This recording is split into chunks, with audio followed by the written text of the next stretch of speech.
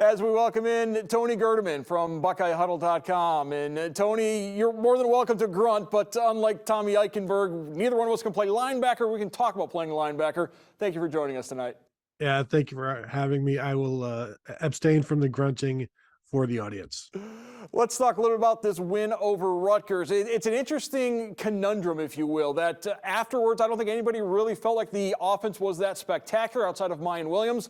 Yet they scored 7 touchdowns their first 9 possessions. They put up 49 points. They won by 39. It's a statement about the expectations of this Ohio State offense that you can say it's a clunky game when you win by 39. Yeah, and Ryan Day talked about that on Tuesday rather, about the expectations and how you like those expectations because it means you're in a good place and you have potential to meet those expectations.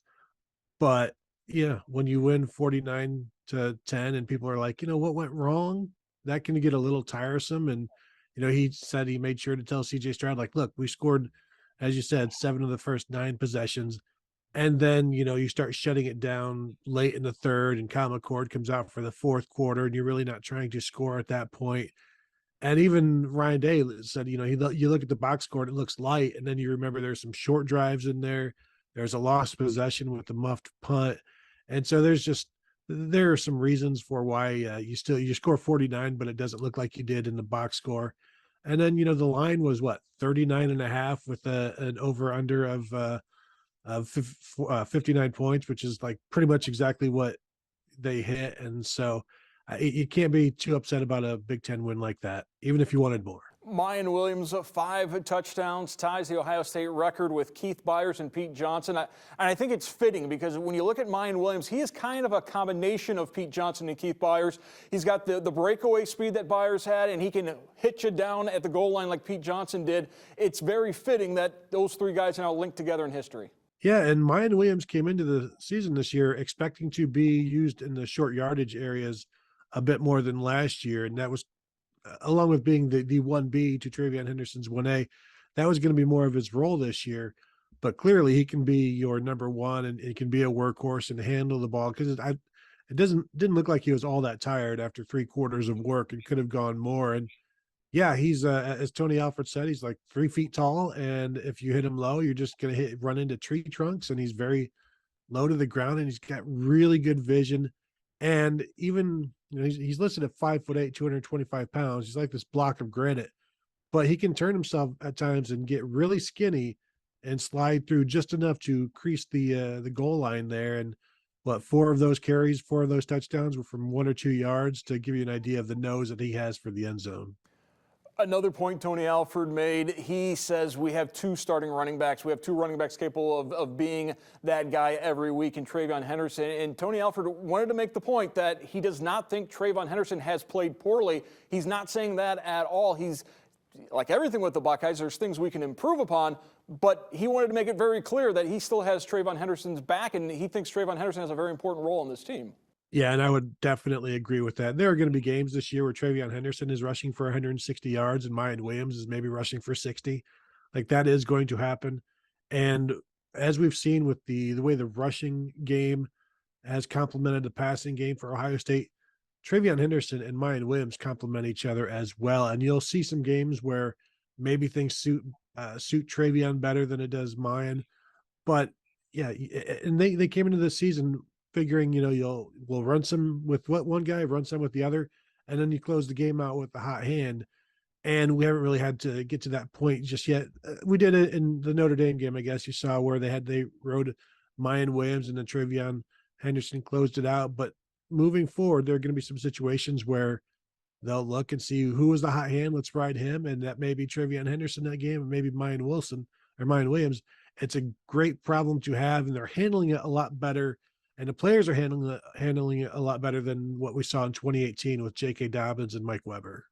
Talking about the high expectations with this team. Against Rutgers, the defense was 1 of 11 on 3rd down conversions. Did a great job of getting the Scarlet Knights off the field. Jim Knowles on Tuesday said he was disappointed to find out that the team was 11th nationally in 3rd down conversions. He wants that number to be even better. Yeah, Ryan Day wants a top 10 defense. Jim Knowles wants a top 5 defense. And the 3rd down defense is really what this system hangs its hat on.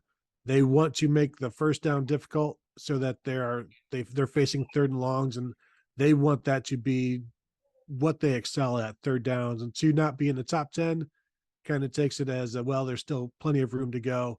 And that's good for the defense as well. They're not feeling satisfied with what's going on because there's always standings and stats to look at, and there's always film to look at where coaches can point out all of the things that you've done wrong. So no perfect game has been played yet. Ohio State's defense is far from a perfect defense, but that third down defense, as Jim Knowles says, the defense's job is to get the ball back to the offense. And if you win on third down, that's exactly what you're doing. It doesn't matter how you do it.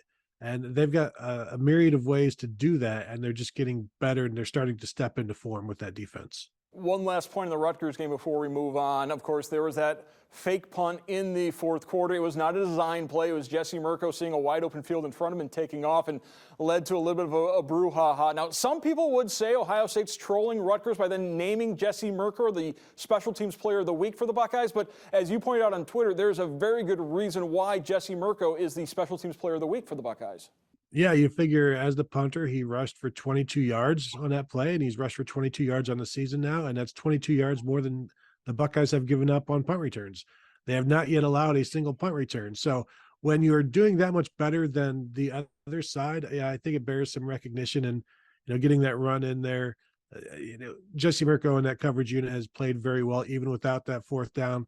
But you had that fourth down in there, it's like a little kick of spice to make everything stand out even more. Buckeyes hit the road for the first time this season as they head to East Lansing on Saturday to take on at Michigan State. Tuesday, Ryan Day said they're preparing as if the Spartans are a top 10 team. Michigan State is not a top 10 team this season. Well, and if the Buckeyes are preparing for that, you got to feel bad for Michigan State. Yeah, I heard recently that this was the largest line for a Michigan State game. This is the largest they've been an underdog since the '98 game against Ohio State, which we know did not go well for the Buckeyes. So something to keep in the back of your mind on that one. But yeah, the Spartans have some injuries. They have not a great pass defense, and against this Ohio State offense, that's one thing that you don't want to have a bad defense in that area.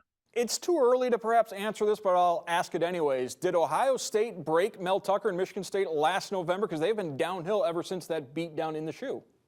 That's a really good question. Hey, Michigan State played really well in that second half of that game. I don't even think CJ Stroud threw a single touchdown in that second half. He only had 6 in the first half. But that's one of those things where I don't know if it was Ohio State that broke him. Maybe it was Kenneth Walker leaving for the NFL that probably broke him. And it's a tough go of it now. And yeah, Brian Day can say all of the stuff that Lou Holtz always used to say about the Notre Dame opponents, and as long as the players believe it, I'm not sure anybody outside of the Woody actually believes it, though. You brought up the 1998 upset. Of course, that was at Ohio Stadium. Michigan State has not beaten the Buckeyes in East Lansing since 1999. So despite some losses, 2015 in the Big Ten Championship game, in 2013, Ohio State has played well in East Lansing, Spartan Stadium. One of those weird places where there's not a lot of room on the sidelines, and they talk about being a difficult place to play, but Ohio State's had a lot of success there.